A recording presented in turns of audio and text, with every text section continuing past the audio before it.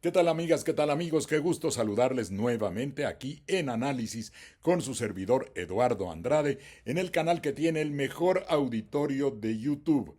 Hoy quiero empezar enviándole un saludo, déjenme encontrarlo aquí rápidamente, a unos amigos míos de Jaltipan, Veracruz, paisanos, que están organizando algo muy interesante, un evento en relación con el derecho humano al agua. Han tenido problemas de agua en Jaltipan desde hace mucho tiempo, problemas de contaminación, y han tenido que estar luchando para poder resolver este problema.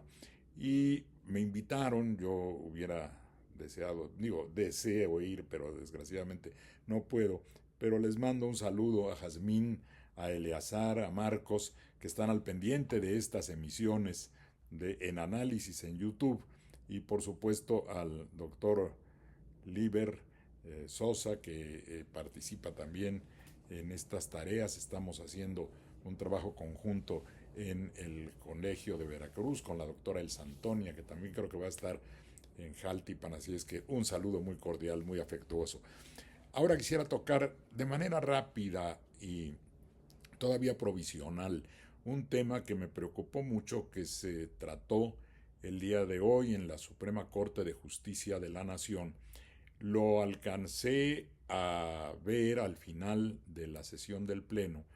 Me faltan algunos detalles finos, pero la esencia del problema me quedó muy clara, y es un tema muy delicado porque se trató de si la Corte puede darle facultades a una institución, a una autoridad que no las tiene y que las está pidiendo por la razón que sea, si la Corte podría, aunque la Constitución no le otorgue facultades a esa institución para determinada tarea, que la Corte pueda en algún momento dado autorizárselo. Eso es contrario a la Constitución. Y lo preocupante es que hubo una discusión muy larga. El asunto debió desestimarse desde el principio, desecharse sería el término más correcto, porque no debía ni de discutirse. Simplemente no tiene legitimación activa, se dice jurídicamente, es decir, no tiene el derecho de hacer lo que quería hacer esta institución, y no se la puede dar la Corte. Y lo que llama la atención es que hubo ministros que plantearon la posibilidad de que sí se autorizara. El asunto tenía que ver con la pretensión de participar en lo que se llama controversia constitucional. ¿Qué es una controversia constitucional que está prevista en el artículo 105 de la Constitución? Un litigio, una diferencia, una confrontación, déjenme decirlo de manera muy coloquial, un pleito entre dos autoridades que pueden ser de distinto tipo. Puede haber problemas de competencia cuando difieren dos autoridades y entran en conflicto porque una de ellas puede estar invadiendo a la otra. Pero hay una lista muy clara en la Constitución de cuáles pueden ser esas autoridades, esos organismos a los que se les otorga en la Constitución la facultad de entablar una de estas controversias y demandar a otra autoridad que cree que está invadiendo facultades. Puede pasar, la lista es muy larga, puede pasar, por ejemplo, entre la federación y una entidad federativa, ¿no? Que haya un pleito entre sí. Un estado, por ejemplo, o la Ciudad de México, que es también una entidad federativa, aunque no es un estado, pero puede entrar en conflicto con los poderes federales. Bueno, pues ahí está previsto eso. O entre la federación, los poderes federales y un municipio. Y así hay una larga lista. Existen, ustedes saben, organismos constitucionales autónomos que no pertenecen a ningún poder, y estos organismos constitucionales autónomos pueden encontrarse en el ámbito federal. ¿Cuáles son un ejemplo? El INE, la Comisión Nacional de los Derechos Humanos, la Fiscalía General de la República, el INEGI. Ya quedan menos, qué bueno que algunos desaparecieron porque eran innecesarios, pero quedan algunos. Estos que acabo de mencionar son de la federación. Y existen también en las entidades federativas. En mi estado de Veracruz, por ejemplo, por supuesto la Fiscalía es autónoma, la Comisión de los Derechos Humanos del Estado. ¿Qué dice la Constitución respecto de estos organismos autónomos? Menciona primero a los de las entidades federativas.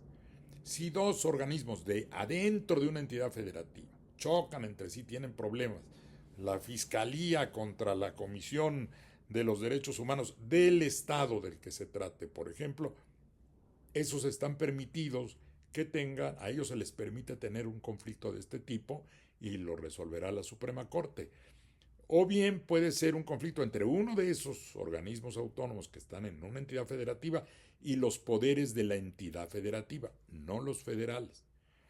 Por otro lado, también los organismos autónomos federales entre sí, entre ellos, pueden llegar a tener un litigio de esta naturaleza, ¿no? Podemos imaginarnos el INE, el Instituto Nacional Electoral, contra el INEGI, por decir algo.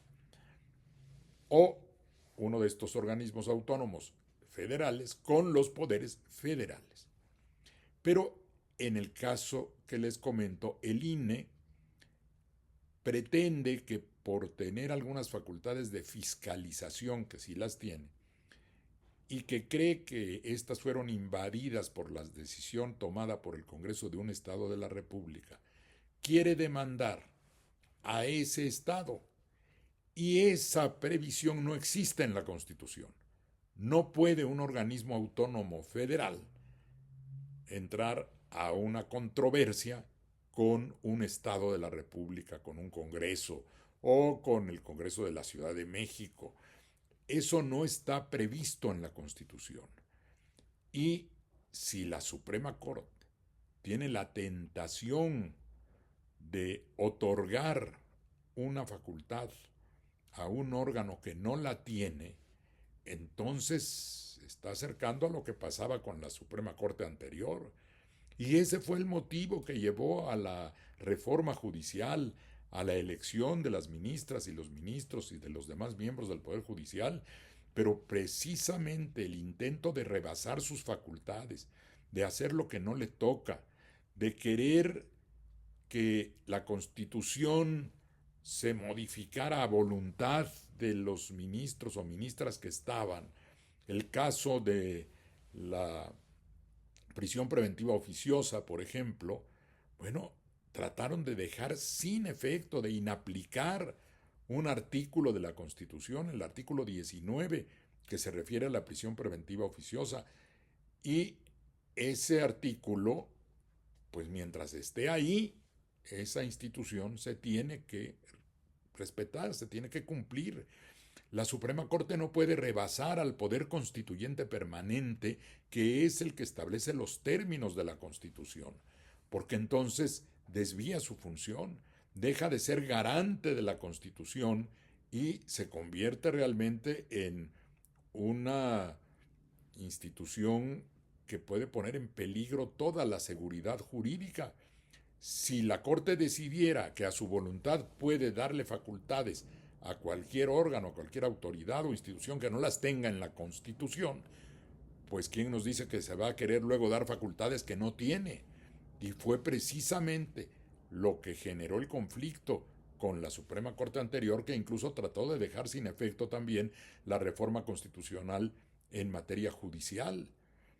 De modo que es delicado, pues, esto que sucede, porque yo entiendo que hay diferencias de criterio y entiendo que hay distintas doctrinas jurídicas, y mi misión como abogado y habiendo sido magistrado también en mi estado es entender esas diferencias, o por lo menos entender que existen, y respetar en principio sí que haya la posibilidad de expresar este tipo de tesis, pero también creo que quienes estamos preocupados por la supremacía constitucional y porque la Corte cumpla la función que debe cumplir de ser una garantía del cumplimiento de esa Constitución, de no querer escribir en ella lo que no está, de no querer quitarle cosas que sí están ahí, porque esa no puede ni debe ser la función de la Corte. Se esperaba que un renovado Poder Judicial entendiera las razones que llevaron a la profunda modificación de nuestro sistema jurisdiccional y que se comprometiera con el respeto a la Constitución y su aplicación efectiva, que es lo que protestaron cumplir y hacer cumplir, y no dejarse llevar por lo que les gustaría que estuviera en la Constitución, por lo que creen que debería atenderse, porque eso no les corresponde. La división de poderes justamente se sostiene en que cada poder cumpla su tarea específica, y la tarea del Tribunal Constitucional, que es nuestra Suprema Corte, es hacer que se respete la Constitución, atenerse al texto y, por supuesto, hacer las interpretaciones de ese texto para resolver, por ejemplo, la conformidad o no de una ley con la Constitución, pero no por la vía de una interpretación acabar por desobedecer la Constitución. Y es delicado que la votación fue muy cerrada. Por 5 votos se mantuvo el respeto firme a lo que dice la Constitución y a no pretender otorgarle facultades a un órgano que no las tiene, a una autoridad que no las tiene. Y 4 se inclinaron o estaban inclinados por modificar la Constitución, porque eso hubiera sido una modificación para lo cual no tienen facultades.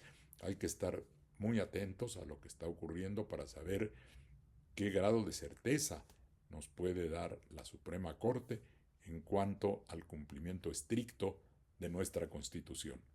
Muchas gracias por su atención. Hasta la próxima.